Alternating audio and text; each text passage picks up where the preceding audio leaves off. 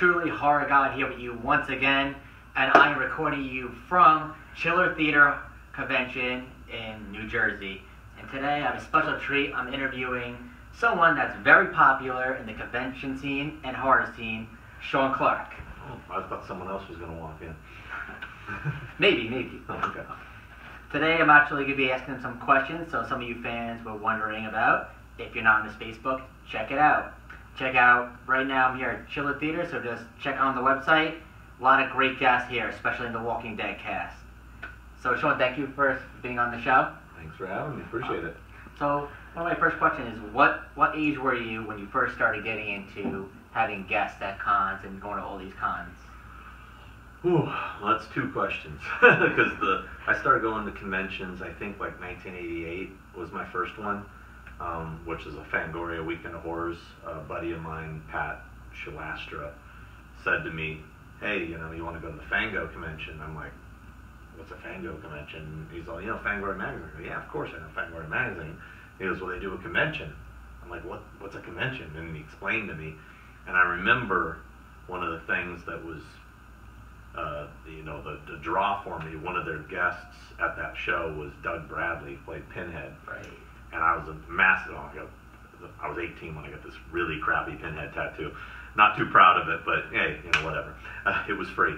So anyway, I was a massive Pinhead fan. I'm like, oh my God, Pinhead's going to be there? And the tall man was going to be there? I was like, holy shit, That's man. Back in the era at that time. Yeah, and it's just so surreal that now, Doug Bradley texted me today, But as a fan back then, I was like, going to see, I still love Pinhead, I still love Doug, but it's just weird that these guys have become friends and stuff. I don't work with Doug, he's not one of my clients, but it's just that I know all these guys now, and it's surreal. It's a trip, but it was worth all that time, all the hard work, right?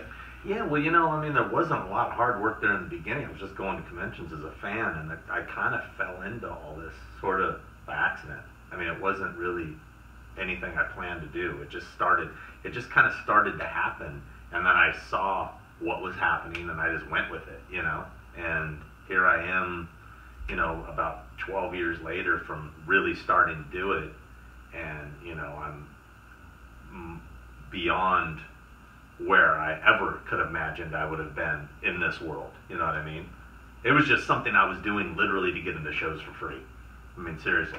Any way to break it into the door. Yeah. You've been doing a lot of cons over the years. Do you have any kind of favorite ones that you've been to? Any kind of special experiences that you had? Oh God, the experiences that I've had, or I could tell stories all night long. The shit that I've seen, the things I've done. As far as cons, that the one thing that sucks about what I do is this has now become a job. Just like anything. No matter how much you love something, eventually it becomes work. You know what I mean? And I don't get excited like I used to. It's rare. There's every once in a while there's this really obscure guest that I'll get nerdy about. There was people. I brought here's my foreign Salem's Lot poster to get the kid from Salem's Lot to sign. It's like I still do that. I'm still a fan. That's all year. I bought Barbara Hershey to sign this Hershey bar. So yeah, I love her chocolate. She's amazing. But I definitely get excited over nerdy things. But yeah, it's like Brad Savage, the kid from Salem's Lot, who out there, really is like, oh my God, Brad Savage. I am, I'm in the obscure guests are the ones I get excited about. But as far as conventions, which ones excite me, I still really enjoy the Horror Hound shows.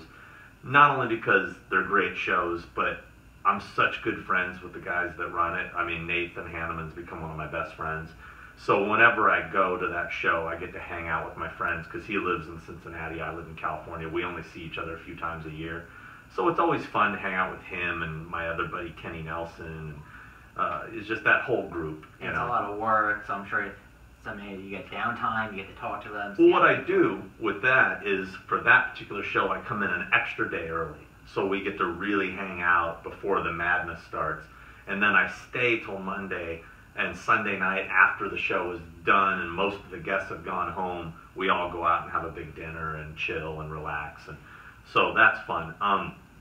My favorite show, I mean, that's my favorite show to go to, but my favorite show as far as just the show itself is Monsterpalooza in California, because it's just the vendor's room is all special effects, makeup, sculptors, artists, and the stuff you see there is unlike anything you see anywhere else. And you go there and you're just like mind blown, right? Yeah, all the stuff they have. It's art, and I go there and I spend stupid money. That's the only downside of that. That's the idea about con-goers. Yeah, and I was so bummed I missed the last one that just happened like 2 weeks ago, as I had to go to a show in Sweden, and it was the same weekend. It was like, go here and make money and take care of a client, or go here and spend a ton of money, and make a client disappointed. So I had to go work, but, fortunately they do it twice a year. I'll get another chance. There's always, that con goes on forever and ever, so you never know, you might get someone that you nerded out with many times before, getting a chance to work with them again. I mean, I see you working with a lot of the Walking Dead people, like Norman Reedus, Jeffrey D. Morgan. Are they really fun to hang out with? How's your experience since The Walking Dead started working with these people? It's changed. I'm so fortunate and grateful to be working with those guys. I mean, I feel like I'm part of this extended family. I know everybody on the show. They all know me. It's really bizarre, because especially since it's like the #1 show on TV, people, their minds get blown when they hear that you work with the Walking Dead guys, and then you say Norman's name or Jeffrey, and they're just like, holy shit, you know them, I was working with Norman before The Walking Dead, so I got to see firsthand the skyrocket. And, it has its ups and downs. It has its pluses and minuses. I mean, he's a big star now, and for me and my business, that's awesome. I owe so much to him. I'm so grateful to him, and the opportunity he's given me. And, and he's responsible for me working with Jeffrey D. Morgan. He's the one who praises me to his cast members that say, you should work with Sean. Sean's the man. And so I owe him huge. I mean, see pictures everywhere. You guys always look like you're having fun at the cons. Yeah, no, we have a blast. When we do a convention, we're practically putting on a show. I mean, it's just the way we do it. It's the way he does it. It's like, it's what he wants. He wants, he has a style, and it shows through in everything we do, at the convention. And they're very loyal to their fans. I see. Very, yeah. We stay, always stay late. We try to get to everybody. But to touch back on what you're asking, the ups and downs. The downside to it is, with fame comes the craziness. I mean, back in the day, Norman and I, after a convention, could go to a bar or a restaurant and hang out and have, and people, oh, aren't you that guy? And every once in a while, and it was it's kind of cool, he recognized you.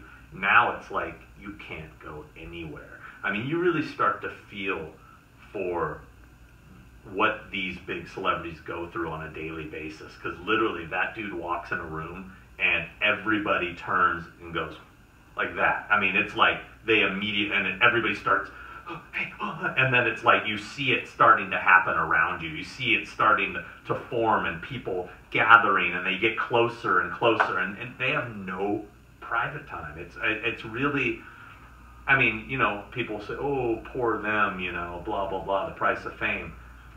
I mean, it really can be. I mean, I'm not the guy it's happening to. I just happen to be sitting next to him, and to me, it's exhausting. It's like, man, let the guy eat his dinner. Like Norman, you know what I mean? You can't go anywhere. You can't. Yeah. You got the crazy. Yeah, there's some fans that are crazy. I mean, I'm sure you heard about the one fan. I believe it was Norman Reedus. They bit Norman Reedus in a photo shoot. Yeah. I mean, it wasn't like the person was trying to bite them and draw blood and hurt him. It was some girl who just got a little. Maybe she had a little too much to drink, and she, it was supposed to be a playful bite, but regardless, it's his personal space. He's a human being. Somebody walks up to you on the street and bites you, and thinks it's cute, you're not going to think it's cute. You know what I mean? It doesn't matter if you're a celebrity, you're a normal person. You don't bite someone. You don't their space. Yeah, people. You have your personal space. This is like, you know. I mean, you worked with Norman and like Jeffrey a lot. But is there any Walking Dead people or any kind of celebrity from the horror genre that you would love to work with in your future? You know, I love to just work with good people. You know, I'm fortunate that I work with good people because, I mean, I've become friends with these guys, and that makes, you know, you want to work with your friends. You want to have a good time. Nobody wants to work with somebody you don't like, and believe me, I've done it. And you know, I usually cut those ties because, especially, one thing that's beautiful about my position right now is even though, like, say, a guy like Norman is technically my boss, you know, I answer to him. I'm there to work for him. You know what I mean? But I am the boss of my business, and I choose who I do and don't want to work with. So if I have a bad experience with a celebrity, I've cut ties, you know, because it's like, if you're not having fun, and it shows through the fans, it reflects back on me, and they're like, oh, I met so-and-so, and he was a dick. You know, and then it makes me feel bad for the fan. And it's like, do I want to keep booking this guy out there and he's just clearly out there for the money and doesn't give a shit about the people? I don't want that to be representative of me, you know, and my company. So, you know, I try to keep it with people that are good people that love the fans and doing it for the right reason. Of course, hey, at the end of the day, we all got to pay bills, you know. But I work with people that appreciate the fans, you know, and want to be there. You know what I mean? So that's the idea. It's got to be important. It's all about the fans to begin with. Yeah, exactly. I mean, if it wasn't for the fans, I wouldn't have a job. We wouldn't be here doing what we're doing. We wouldn't be talking right now. You know what I mean? It all comes back to the fans, you know, and I'm a fan, you know. And that's the thing that's awesome is I get to work with these guys that I'm a fan of, you know. It's got to be a whole new, like, ball game when you're working with them compared to being just a fan walking up to them. It's like you're working with them. It's unreal. So, I mean, I read something like that in the Kane Hodder book with Adam Green. He was a fan of Kane Hodder, so it opened the door when he worked with him. And now he was in one of his movies, so it's like, it's legendary. It's a whole new thing. And with Chiller, this is a different kind of con as Monster Mania or Monster Palooza or any of those. What would you say you loved more about Chiller than the other cons? Like, is there a different experience that you have? This is a different experience. I mean, this con's been around since the 80s, and you know, they do it their way, and they certainly haven't deviated from it, you know, for better or for worse. But you know what? Kevin has created a brand that's his own, and you see the crowds. It's been successful. Year in, year out. I mean, it's consistently successful. And he brings in such an eclectic group, you know. I mean, you got George Hamilton here. You got Tom Paine from Walking Dead. You've got, you know, Barbara Hershey. You know, Jan Michael Vincent. You know, it's just a really weird group. You know, you almost cover every basis. You have horror, music, sports. You know, Flavor Flav. I mean, come on. Big shock. A lot of people were lined up for that. When I was announced, I was like, whoa, that's mind-blowing. Yeah. I mean, that's awesome. You know, that's one thing that's cool about this show. You know, a lot of the conventions, the Comic-Cons, become this cookie-cutter sort of thing that it's the same people. Like, it's like the same. I don't want to, like, start pointing fingers saying this guy and this guy. But there is, you can kind of see it, which ones are the ones that are at every show. And it starts to get like, oh man, same thing again. Yeah. At least you come to here and you got crazy variety. Plus, I love shows like this, Horror Hound, Texas Frightener, Monster Mania, Monster Palooza. The vendors' rooms are awesome, and they have so many cool vendors. Where you go to a Comic-Con, it's like, oh, there's another vendor that has 1,000 pop figures. Yeah. There's another vendor with another 1,000 pop figures. There's another artist with drawings of Norman Reedus. And, you know, every popular, iconic character. It's like, it's all, like, it's the same stuff everywhere, you know? I mean, I want to see artistic, like, not here, obviously drawing is artistic, but I mean, like, cool creations, you know what I mean? That's what I love about Monster Palooza, you know? Yeah. You'll get a Norman Reedus figure. I mean, there was a guy that did a full-size Norman Reedus as Norman, wax figure, you know, at the last Monster Palooza. You don't see that at a Comic-Con, you know what I mean? It's very new, and they always have something different, and people build sculptures. It's dolls that were homemade. It's Yeah. crazy. Like, I've seen some of this, and a lot of people, I would say, break the ATM when they go to these cons. I mean, you see people spending tremendous amount of money. I mean, you need to come to the shows with cash because those ATMs always run out at every convention. They do. I noticed it from Monster Mania. Be prepared. I mean, have you ever seen anybody with a nice little memorabilia from a horror icon or anything that's struck your mind? Like, wow, this is awesome. I've never seen this before. Oh yeah, all the time. You mean fans or vendors? Oh, the vendors, the stuff that the vendors sell. Oh yeah. I mean, the one thing I saw in this vendor room that I'm still like wrestling with, do I want to buy it or not, is this guy is selling this full size, it's like this big, full size, the Jackal Boy from My Madman. Oh, wow. And, you know, it was funny, I started talking to him about it, and he was kind of like brushing me off, and I was like, yeah, and he goes, do you even know what this is? And I go, yeah, it's the Jackal Boy from My Madman. He's like, oh, most people have no idea what this is. I go, yeah, that's why I'm talking to you about it, dude. I'm a fan of the movie. Because I was kind of like, really, guy? Come on. You know, he's just like, I just thought it was cool or something. It's like legendary. Not a lot of people might like see that at a New York Comic Con or. You're not going to see that at a New York Comic. You're not going to see the Jackal Boy from I Madman at Wizard World. I'm sorry. It's just it's not. You'll see a Captain America statue, you know, but that's the thing, you know. You get variety at these shows because there probably is a Captain America statue in there also, you know. Iron Man, Hulk. Mostly it's all about comic book. That's what I love about horror cons. That you see nothing but full-on horror movies. Even from the Birds, that was like legendary. I didn't think I would ever see that. I mean, like, and now today's horror genre is completely different, and that leads to my next question. What is your thoughts on the horror genre this era going on compared to like the 80s and the slashers and like the monsters? Well, you know, I think I think there's a lot of promise in the genre right now. But I think the biggest problem with the horror genre today is we've all been so desensitized by everything, especially because of the internet, and you can look up anything and everything at any moment. You can see people really being beheaded on YouTube, you know, because of, you know, fucking ISIS footage and shit. Stuff that's really shocking. That when you see a horror movie these days, it doesn't shock people that much anymore. It doesn't scare people anymore. It's really hard to freak and creep people out these days.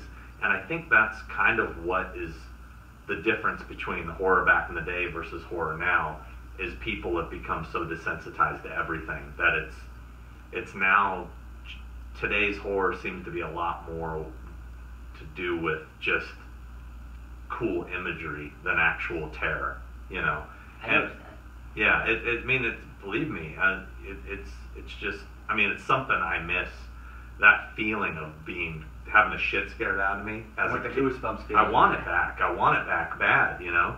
But there's a lot of ghosts and paranormal movies that can take it over, and it's like it looks like it's tired out now. We want to see something. Yeah, we're over jump scares. I mean, you can only pull jump scares so many times. It's like, okay, you got me, all right. But I want something that's gonna make my skin crawl. The last movie I saw that legitimately creeped me out was Session 9, and when I saw that in the theater, and that was 2004 or something like that. Yeah, it was around that era. Yeah. That was a really good one too. And it was because it was psychological horror. It was that type of horror like the original Shining, you know, where it was a slow burn that kind of just started making you feel uneasy. Stanley Kubrick did that a lot too. Clockwork Orange. Yeah. It messes with your head. You're like, what's going on? I don't understand it. So you end up reading the book and you get more into it. Yeah. So I agree with you on that one. I mean, next question is, did you see the new trailer for the remake of It? And yes. What's your thoughts on it? I honestly thought it looked pretty good. I'm really disappointed that Kurt Acevedo didn't get the part, because he was rumored to have gotten the part and was apparently between him and Skarsgård. I remember that, yeah. We were just, because he's here at the show right now, he and I were just talking about it. He said he's going to show me his audition tape. Because he told me his take on the character, and it sounded awesome. And he's such a great actor. And obviously, since I work with him, it would have been quite a bonus if he got to be Pennywise. But anyway, I thought the trailer looked pretty good. Yeah, I mean, you know. Scare factor, too. Yeah, I mean, let's face it. The original It isn't a great movie, I mean, it's a made-for-TV. Yeah. It's a made-for-TV movie. It has its flaws, like all made-for-TV movies. I mean, Salem's Lot, which I'm a huge fan of, not a great movie. I mean, it's got a great character. Barlow is probably the best vampire ever on screen. Pennywise is probably the best clown ever on screen. Yeah. I mean, so those, they have their flaws. Could they be improved upon? I'm sure they probably could have. That, when they did the Rob Lowe Salem's Lot, no, they did not improve. But I have some high hopes for the new It. I think it'll be... I'm going to give it a chance. A lot of people are shitting on it online. Notice that. It's like some people like to stick to originals. People get so bent out of shape over remakes. It's like, get over it, people. The original's still there. We just need a newer take to it. Yeah, it's not like they're taking the original from us. If that was the case, I'd be up in arms. But it's like, if somebody wants to give it a shot, go for it. I mean, look at John Carpenter's The Thing, Cronenberg's The Fly. Those are far superior remakes. Exactly. Did those people back then cry about those being remaked back then? I don't know. Dawn of the Dead was amazing. Dawn of the Dead, 2004. I agree with you. That was a great remake. I mean, do I prefer the original? I still do, but it's a good, different take. It's like they say, embrace the future, respect the past. That's exactly. I mean, I'm a huge fan of Bates Motel. It doesn't tarnish my vision of the original Psycho. But you get kind of fans like that. They prefer remakes. Like the people with the books and everything. Some people like the books. Some people like the movies. Yeah. Like the It novel, I'm just starting to read, and I don't know if you got a chance to read that. I have not read it.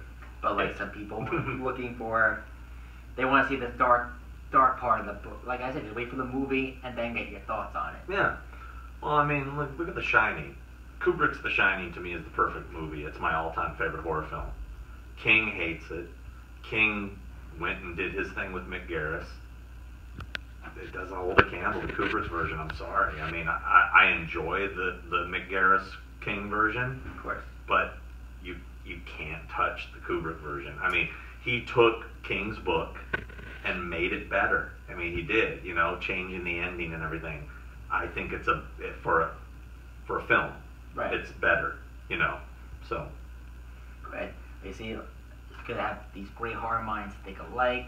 That's what's good about the community. There's so many open minds and things. But see, the beauty about it is we have all this material that we can all love and debate about. We have the book, we have the miniseries, we have the film. That's great. It's great we have all these things. Why should we only have one? Why should people, don't do it? We have it all. It's great. Make another one. I don't care. Obviously, that's what we need. Like, we need it. Yeah. I mean, it's better than going to Ghost and everything. Remakes could be a lot better. I mean, in this movie, the new It actually looks like it's going to give people the jump scare that we've been looking for. Mm. It looks terrifying, and people that don't like clowns will end up seeing this movie. So, I'm hoping that we have a good premiere for that. Yeah. The last question would be, do you have any upcoming shows or, like, projects you're working on that you can maybe give us any hints on? No. I mean, I've been so busy doing this stuff every weekend that I don't have any projects in the works. I mean, Scream Factory hasn't really offered me anything lately. And even if they had, I don't know if I'd have the time, just because this show's 8 weekends in a row of conventions. Ooh. And I have 16 in a row lined up. So it's going to be a while. But I mean, literally, you have to understand the way it works with a convention. I leave for an East Coast show. I live in California. This is New Jersey. I have to leave Thursday morning. I get here, Thursday night. Show starts on Friday. I then, when the show's finished tomorrow, I won't leave until Monday morning. I'm going to get home Monday night. So Thursday through Monday's gone. So I've got Tuesday and Wednesday and then do it all over again. I mean, that's a brutal schedule. People don't realize how brutal that schedule is. It gets tiring. Yeah, the travel and everything. People, oh man, you're so lucky you get to travel and see the world. I get to see convention centers, airports, and hotels.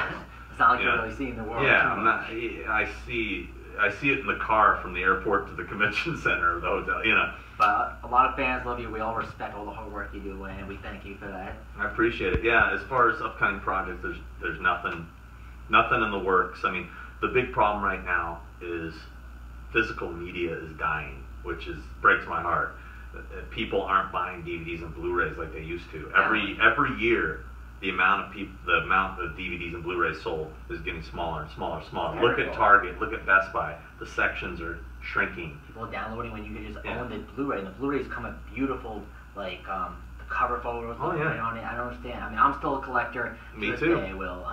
I feel like they need to respect it a little bit more. Yeah, I went to Costco the other day, and there used to be a whole aisle dedicated to DVD and Blu-ray. I was like, where are the DVDs and Blu-rays at? And it was literally this big and like this tall. BJ's and I was like, that too. wow, huh? BJ's is the same way. They don't respect it anymore. So I'm hoping we can make horror and make film more like respectful. Stop with the downloading. Put something out against it. People download it. Crack them. It's the problem. It's not so much that's part of it, but the big problem is kids of today. They're brought up in this new Netflix world where they can just get everything quick, and they're like, why would you want to go buy that? I'll just watch it on Netflix. They don't understand the mentality. And the problem is with the stuff I do, the bonus feature stuff, the Horrors Hollow Ground stuff, that stuff is put on those DVDs and Blu-rays to help sell those packages, to entice a fan like you or me to buy the movie again and get all this new stuff. Well, when those are gone, when the physical media is gone, those bonus features are going to be gone, because who is going to pay a guy like me to make an episode of Horrors Hollow Grounds or a documentary on whatever movie to just put on that? Who's going to pay for that? Because it's the streaming thing. Nobody's going to pay for that, and I don't think people will watch it, quite frankly, if it's streaming. Like on Netflix. And how do you do an audio commentary on Netflix if you want to watch a movie with so all that stuff is going away, and as the sales shrink every year, the budgets of these projects shrink every year, and that means what they're able to pay me to make those bonus features shrink to the point where it's not worth it anymore. And that's the big problem. It's never going to die completely. I don't think physical media is going to die completely, because look at vinyl. Vinyl made a comeback. There's always going to be people that are going to want the tangible, physical thing they can hold. The best thing. But it's going to get really, really limited and really, really collector-based. It's probably going to get to the things where it's almost like a Kickstarter thing where you're paying for it ahead of time for it to be made. It's probably going to get to that point. I can see that. I mean, like, a lot of people go on Netflix. To be honest, I'm on Netflix and I'm bored with it. I feel like there should be more people buying stuff. Amazon, at least you're buying the Blu-ray. You're saving money, but you're still buying the copy. I'm on Amazon every week. I buy so many DVDs, so many Blu-rays a week that, like, I have to buy a second shelf for it. That's the idea. You want to be a collector. If your Wi-Fi goes out, there's a hurricane, you're not going to have that Wi-Fi. Yeah. It's better to just have the DVD, because you can just put it right on there. Yeah. The computer, put it on right on there. And what if, for some reason, some corporation decides you can't watch this movie anymore? We're going to take it down, and it's gone. If you own it, they can't do that to you. You know what I mean? Yeah. That's what I'm saying. Netflix is not always going to be there. You don't know. The Blu-ray, the DVDs will always be there. You want a Creepshow Blu-ray? It's not on Netflix. You want to watch Creepshow? It's right there in your own house. And some of these places are selling them for a very low cost. So it's better to take advantage. Scream Factory, like you said, they make some of the best horror films of all time, like Phantasm, Carrie, like I've seen everything. Child's Play's on there, and you buy it, and you get a special art thing. Sometimes they come with books. It's worth it. We just picked up Clockwork Orange, the 40th anniversary. Beautiful. Good to hear Malcolm McDowell talking about how legendary this movie was. So I'm thinking it's going to be a big comeback. I hope so. I'm ready if it is. You have anything left to tell other fans? Thank you. That's all I can say is thank you for all your support, and love seeing you guys at the conventions, and I hope to see you guys on the road. Thank you, Sean. And I'm ready. And as you guys know, like, comment, subscribe. You stay dead.